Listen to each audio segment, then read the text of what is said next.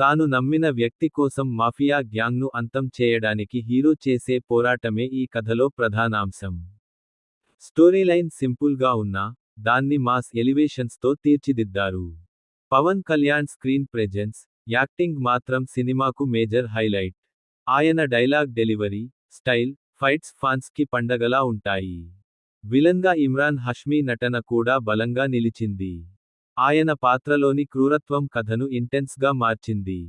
Music విషయంలో తమన్ మరోసారి తన స్టైల్నే చూపించాడు. బ్యాక్ గ్రౌండ్ స్కోర్, యాక్షన్ సీన్స్కు ఇచ్చిన రివ్వింగ్ ఎఫెక్ట్స్ ప్రేక్షకులను కట్టిపడేస్తాయి.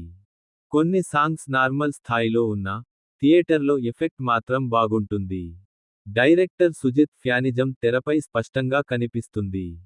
హీరోకు ఎలివేషన్స్ ఇచ్చే విధానం ఫ్యాన్స్కు బాగానే నచ్చుతుంది. కానీ కథనానికి కాస్త నష్టం జరిగిందనే చెప్పాలి. స్టోరీ కంటే ఎలివేషన్స్పైనే ఎక్కువ ఫోకస్ చేయడం వల్ల ట్విస్టులు, ఎమోషన్స్ మిస్ అయ్యాయి. హీరోయిన్కు పెద్దగా స్కోప్ ఇవ్వలేదు. క్లైమాక్స్ మాత్రం రొటీన్గా అనిపిస్తుంది.